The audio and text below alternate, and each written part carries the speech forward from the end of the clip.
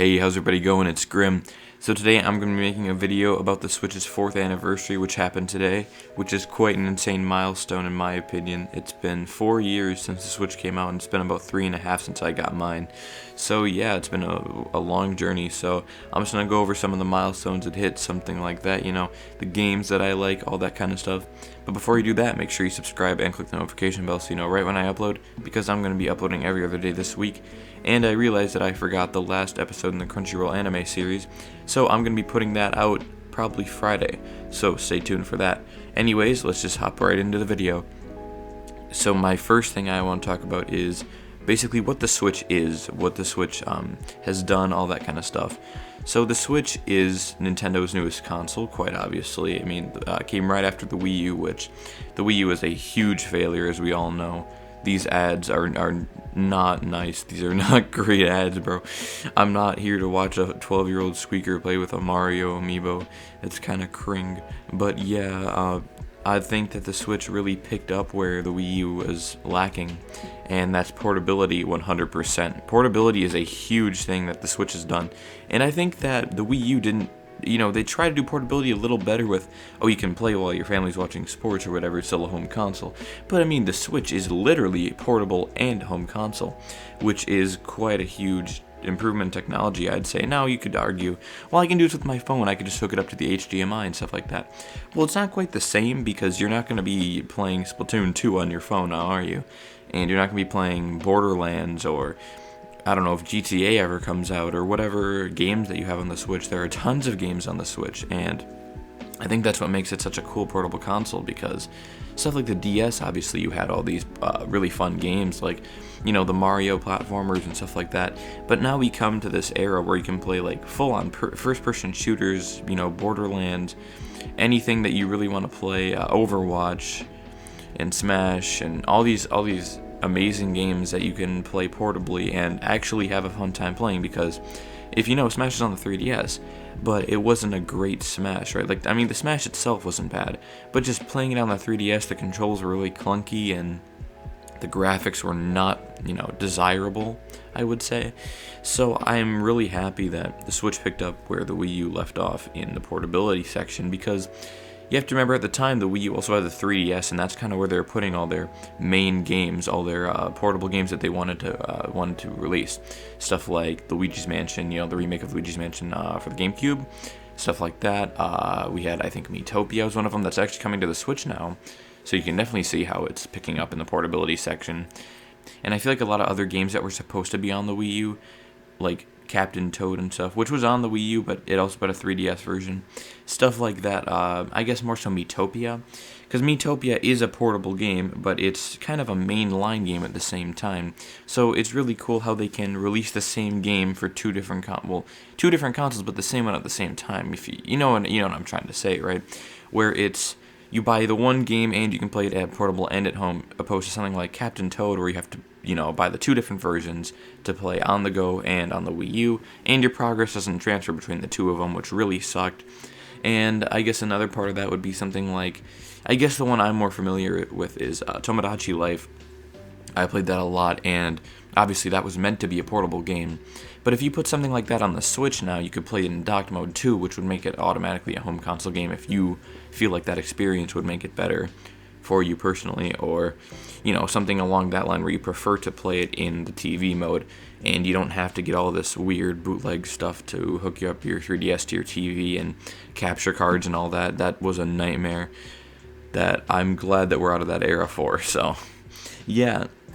So the next thing I'm going to go into is some of the games, obviously, that we're going to be covering. All my favorite games, some games that I think did really good, stuff like that. So obviously, some of my favorite games are Smash. I've been playing that since it came out. Splatoon 2, same thing with that. I'm really hyped for Splatoon 3. Breath of the Wild, Mario Odyssey, Mario Kart 8 Deluxe, even though it was a Wii U port, it was still really fun to play it in the portable mode, and I think that's why they tried to put it on the Switch, because I don't really think it's sold as well in the Wii U. Now, I could be wrong about that. I haven't exactly looked at the sales of how Mario Bros. U Deluxe did, but, stuff like that just doesn't do good on the Wii U when it's basically the same game, but, a little bit changed and stuff like that. And I know Mario Kart 9 is something that a lot of people want, and, we deserve that. It's been a good 5 years at least since we've gotten a fresh new Mario Kart, besides the live home circuit, which, that was kind of a disappointment. At the same time, it was a cool little thing they did, I think. But yeah, I definitely think we deserve Mario Kart 9, but Mario Kart 8 Deluxe definitely picked up where we needed something new for a Mario Kart game, something that a lot of other people can enjoy Mario Kart with on the go and just have an overall better Mario Kart experience. I think you can definitely get that with 8 Deluxe. And a couple other games that I think were huge improvements in, technology-wise, I would say Borderlands, as I was talking about before. That is a huge improvement because a game like Borderlands was an accomplishment back in the day. It was I think it was the first looter shooter game, and it was on the PS3, I believe. The PS3 is what it came out on, and that was a huge, thing that happened. Like, oh, the graphics are so good and stuff, and now we're getting that on a portable console made by somebody that sold to a brand, that didn't originally have it on their console. It wasn't on the Wii or the Wii U or even the GameCube. It wasn't on anything like that, right? And there's no way the GameCube could even run Borderlands, but you get what I'm trying to say. It's Nintendo didn't really have a Borderlands on the Wii or anything, and they had Call of Duty, but I feel that the Call of Duty that was on the Wii was, definitely not good. But, nonetheless, they had a Call of Duty on the Wii. But I think that Borderlands definitely picked up on the graphic improvement side with portability.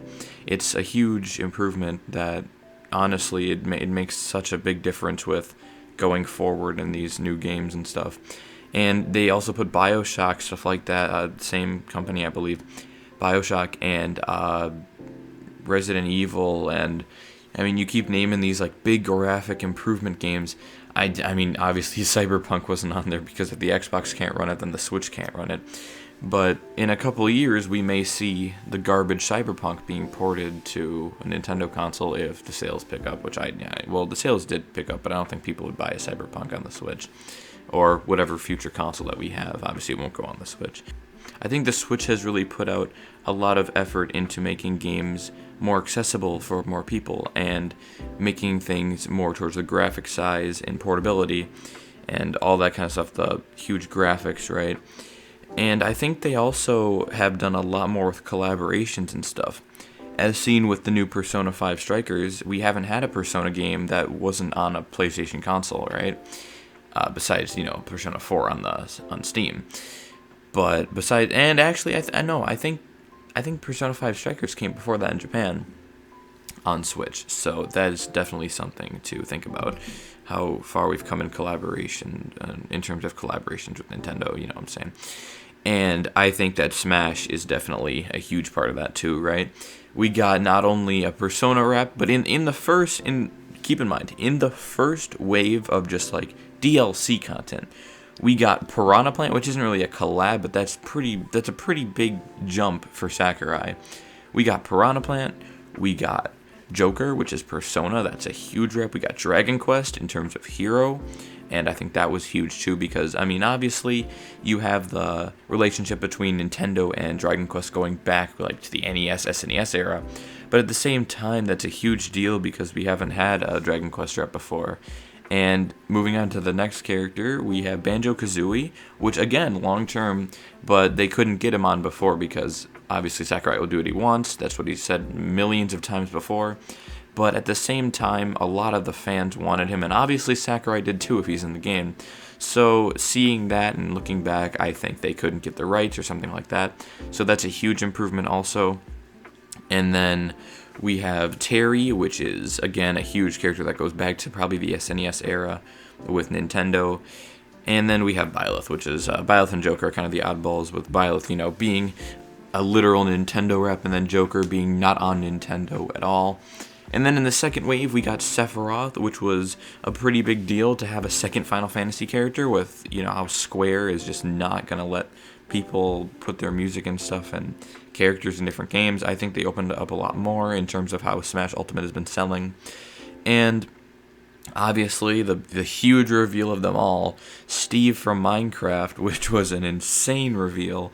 that alone, in the last year that happened, that was incredibly weird to just see Steve in Smash. It's a cursed image to me at this point, but I think that Steve in Smash puts out huge open boundaries. It opens a lot of boundaries with other companies in terms of getting Smash characters, in terms of getting games on the Switch. It's a huge improvement in a lot of things, obviously, because Nintendo hasn't had a history with Minecraft, and Minecraft is kind of an indie game too, which is another huge thing, is how Minecraft it was just this indie game, right? Same thing as Undertale and Cuphead are in Smash 2, those are indie games. But seeing that this one indie game from a developer in 2009, which obviously hit off huge, Minecraft is a huge game, but nonetheless it's still an indie game. And now, it's owned by a corporation and stuff, but I guarantee you that wherever Notch is right now is super proud of what he's done, because honestly, man, that's a huge accomplishment for anybody to get one of their characters in Smash, let alone an indie character, which is an incredible feat in my eyes. I mean, Cuphead and Sans are nothing to scoff at, because them in Smash is a cursed image of their own.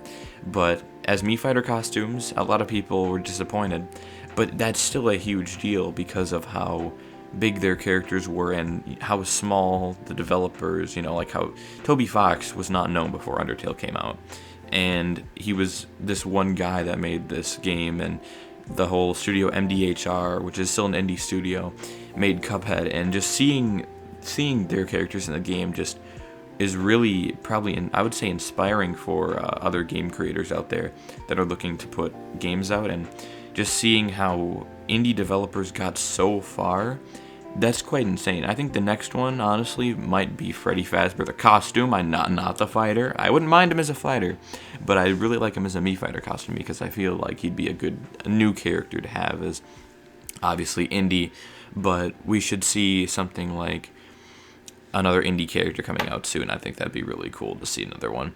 Obviously, this isn't required, but I think it would be a really cool idea to see Freddy Fazbear or something like that put into Smash. And we will see tomorrow with the whole reveal of Mythra and Pyra, or I think it's Pyra? Mythra, I know that one, but Pyra, I believe. And we'll see them tomorrow at 8 o'clock. I believe that's what time it is. I don't know.